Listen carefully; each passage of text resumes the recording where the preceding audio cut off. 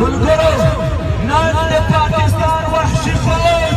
زما په کونړ باندې توغندي وروي نن د پاکستان دشمن او وحشي فوج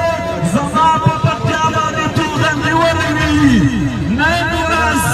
نن زموږ تاسې په مقدسه خاوره باندې برید کړی نن زما افغانه مور د دې وحشي فوج د لاسه پوره شوه نن زما افغان واړه واړه بچي د وحشي فوج د لاسه یتیمان شول څه وکړو یو شی دشمن په مقابل باندې د جهاد اعلان وکړي د پنجاب په مقابل کې د جهاد اعلان څه ته وایي د جهاد اعلان د پښتنو لپاره اتفاق او اتحاد او یووالي ته وایي ملګرو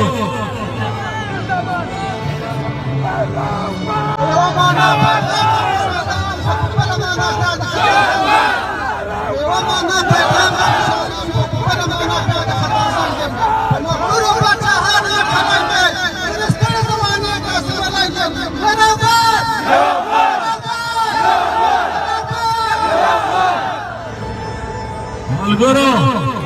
راځئ دا تاسو چې څومره یاست سکوت مات کړئ سکوت مات کړئ مبارزې ته عملي بڼه ورکړئ د نن نه بعد زموږ تاسې جهاد اکبر به داسې وي چې د افغانستان د مقدسې خاورې نه به د پنجاب جعلي کلدار ولمنه ورټولوو په افغانستان کې د کلدارو استعمالول د هغې نه ګټه اخیستل نه منو کلداره لرې کول دشمن ته ماتې ورکول دي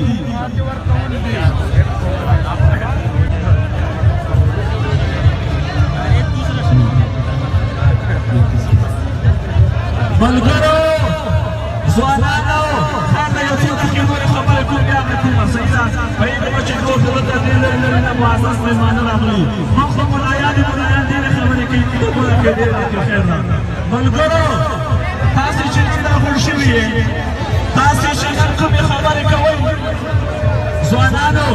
تاسې چې نن کومې خبرې کوئ څلوېښت کاله مخکې ستاسې خبرې خان عبدالغفار خان کولې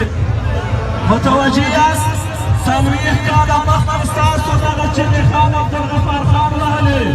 زموږ مشرانو یې ملاتړ ونه کړه ځکه نن موږ تباه او برباد ژوندي یو نن به موږ تاسې د منظور پشپش ملاتړ کوو هر هغه پښتون هر هغه افغان چې د نورو برغن پورته کوي د پښتنو نه دفاع کوي د هغه به موږ تاسې انشاءالله ملاتړ کوو نور زموږ تاسې ملګرو نور به موږ تاسې لږ لږ شاته شئ ملګرو دایره مو غټه کړئ دایره مو غټه کړئ تر څو دښمن یې وګوري چې نن په اروپا کې ټول ځوانان راغونډ شوي